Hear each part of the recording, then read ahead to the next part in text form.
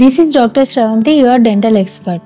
ఇవాళ నేను చెప్పబోయే టాపిక్ వచ్చేసి విజ్డమ్ టీత్ ఎక్స్ట్రాక్షన్. అసలు ఎందుకు చేయించుకోవాలి అండ్ అవసరమా లేదా అని చాలా మందికి చాలా డౌట్స్ ఉంటాయి. ఈ వీడియోలో నేను క్లియర్ చేస్తాను. సో విజ్డమ్ టీత్ అనేది 18 to 24 years టైంలో ఎరప్ట్ అవుతుంది. మనకి 13th ఇయర్కి పర్మనెంట్ డెంటిషన్ మొత్తం కంప్లీట్ అయిపోతుందండి. సో ఇది 18 to 24 years టైంలో ఎరప్ట్ అవుతుంది. సో జా సైజ్ కానీ పెద్దగా ఉంటే ఇది కామన్గా ఎరప్ట్ అయిపోతుంది విజ్డమ్ టీత్. ఇన్ కేస్ జా సైజ్ కానీ చిన్నగా ఉంటే మాత్రం ఎరప్ట్ అవ్వడం కష్టం. సో ఎందుకంటే ఇరుక్కుపోతూ ఉంటాయి, పనులు రావడానికి కష్టపడుతూ ఉంటుంది. సో విజ్డమ్ టీత్ యాంగులేషన్స్ అనేవి చాలా రకాల యాంగులేషన్స్ ఉంటాయి. సో అది ఏ యాంగిల్లో ఉంటే తీయించుకోవాలి, ఏ యాంగిల్లో ఉంటే తీయించుకోకూడదు అనేది ఇప్పుడు నేను డిస్కస్ చేస్తాను. ఫస్ట్ థింగ్ వచ్చేసి పన్ను వర్టికల్ యాంగులేషన్ అంటారు. సో దీన్ని వర్టికల్ ఇంపాక్షన్ అంటారు. ఈ ఇంపాక్షన్ ఏంటంటే ఇలా వర్టికల్ యాంగిల్లో ఉంటుంది. ఇక్కడ జా సైజ్ అనేది చాలా చిన్నగా ఉంటుంది. సో జా అనేది చాలా చిన్నగా ఉంది కాబట్టి టీత్ రావడానికి కష్టపడుతూ ఉంటుంది. ఇది పైకి రావడానికి ట్రై చేసినప్పుడల్లా ఈ ప్లేస్లో మెయిన్గా ఫుడ్ అనేది స్ట్రక్ అయ్యి గమ్ అనేది స్వోలన్ అయిపోతుంటుంది, ఉబ్బుతూ ఉంటుంది. సో ఇలాంటి డిస్కంఫర్ట్ అనేది చూస్తారు. సో ఈ కండిషన్లో కంపల్సరీ ఎక్స్ట్రాక్షన్ చేయించుకోవాల్సిన అవసరం ఉంది. ఇంకో టైప్ ఆఫ్ యాంగులేషన్ ఏంటంటే మీజియో యాంగులర్ ఇంపాక్షన్ అంటారు. మీజియో యాంగులర్ ఇంపాక్షన్లో ఏం జరుగుతుంది అంటే పన్ను కంప్లీట్లీ టువర్డ్స్ ముందున్న పన్ను పైన ప్రెషర్ పెడుతూ ఉంటుంది ఇలా. సో ఇలా ప్రెషర్ పెట్టినప్పుడు ప్రాబ్లం ఏమవుతుంది అంటే ఫుడ్ అంతా ఈ ప్లేస్లో స్ట్రక్ అయిపోయి ముందున్న పన్నుని డ్యామేజ్ చేస్తుంది. సో ఇలాంటి కండిషన్స్లో కూడా పన్ను తీయించుకోవాల్సిన అవసరం ఉంది. నెక్స్ట్ యాంగులేషన్ వచ్చేసి డిస్టో యాంగులర్ ఇంపాక్షన్ అంటారు. సో ఈ యాంగులేషన్లో ఏం జరుగుతుందంటే ఈ పన్ను టువర్డ్స్ జా సైడ్ పెరుగుతూ ఉంటుంది, రావడానికి ట్రై చేస్తుంటుంది.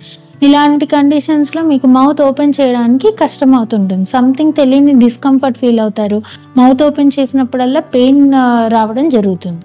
సో ఇది కూడా పెద్ద చూవింగ్కి ఉపయోగపడదు కాబట్టి ఇలాంటి ఇంపాక్షన్ ఉన్నా కూడా తీపించుకోవాల్సిన అవసరం ఉంది. ఇంకో యాంగులేషన్ వచ్చేసి హారిజాంటల్ ఇంపాక్షన్ అంటారు. ఈ హారిజాంటల్ ఇంపాక్షన్ అనేది ఆల్మోస్ట్ పన్ను పడుకొనే ఉంటుంది. ఇది సహజంగా ఎటు కదలదు, రావడానికి కూడా ట్రై చేయదు, ఎట్లా ఉందో అలా ఉంటుంది. ఇన్ కేస్ అదేమన్నా ప్రెషర్ పెడుతుందంటే కంపల్సరీ తీయించుకోవాలండి. లేదు నాకు ఎటువంటి ప్రాబ్లం లేదు, మా పక్క పన్నుని కూడా లైక్ ఏం ఇబ్బంది జరగట్లేదు, దానివల్ల స్ట్రెస్ ఏం నాకు అవ్వట్లేదు అంటే యూ క్యాన్ వెయిట్. ఎప్పుడైతే ప్రాబ్లం ఉందో అప్పుడు తీయించుకుంటే బెటర్. ఏది ఈ పన్ను డిస్టర్బ్ చేయనంత వరకు. కొంతమందికి విజ్డమ్ టీత్ అనేది వస్తాయి, కొంతమందికి విజ్డమ్ టీత్ అనేది రావు. సో నాకు విజ్డమ్ టీత్ రాలేదు కదా, సో నాకేమన్నా ప్రాబ్లమా, ఎందుకు రాలేదని చాలామంది భయపడుతూ ఉంటారు. సో విజ్డమ్ టీత్ అందరికీ రావాల్సిన అవసరం లేదండి. కొంతమందికి వస్తుంది, కొంతమందికి రాదు. రాకపోయినా ఇట్స్ నో ప్రాబ్లం, దానివల్ల ఎటువంటి ప్రాబ్లం అయితే ఉండదు. నెక్స్ట్ ఇంకొంతమందికి ఏమో పై పనులు వస్తాయి, కింద పనులు కంప్లీట్గా విజ్డమ్ టీత్ ఉండవు.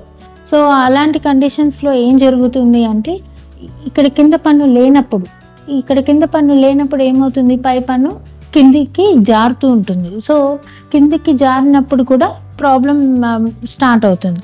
సో అలాంటి కండిషన్స్లో కూడా ఈ పన్ను తీయించుకోవాల్సిన అవసరం ఉంటుంది. సో కింద పన్ను ఉంటుంది, పై పన్ను ఉండదు, దానివల్ల చూవింగ్కి పనికిరాదు. సో ఇలాంటి చూవింగ్కి పనికిరానప్పుడు వేస్ట్ అనమాట. దానివల్ల మీరు బ్రష్ సరిగ్గా చేయలేరు, అంత లాస్ట్ వరకు బ్రిజిల్స్ అనేది వెళ్ళదు. సో దానివల్ల పన్ను పుచ్చిపోవడం ఇలాంటి సమస్యలు జరుగుతూ ఉంటాయి. సో విజ్డమ్ టీత్ అనేది మీకు ప్రాపర్గా పైన పన్ను కింద పన్ను ఇలా వచ్చుంటే మాత్రం తీయించుకోవాల్సిన అవసరం లేదు. మీరు మంచిగా నీట్గా బ్రష్ చేసి మెయింటైన్ చేస్తే సరిపోతుంది. ఇన్ కేస్ డిఫరెంట్ యాంగులేషన్స్లో ఇరుక్కుపోయి ఉండి దానివల్ల చిగురు వాయడం అండ్ పక్క పన్ను పాడవడం ఇలాంటి కండిషన్స్ ఉంటే మాత్రం కంపల్సరీ ఏజ్ అయినా పర్లేదు, అది ప్రాబ్లం వచ్చినప్పుడు మాత్రం కంపల్సరీ తీయించుకోవాలి. దీనివల్ల పక్క పన్ను మాత్రం డ్యామేజ్ అవ్వకూడదు.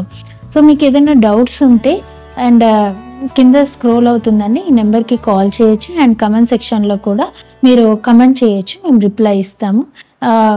థ్యాంక్ యూ సో మచ్ అండి.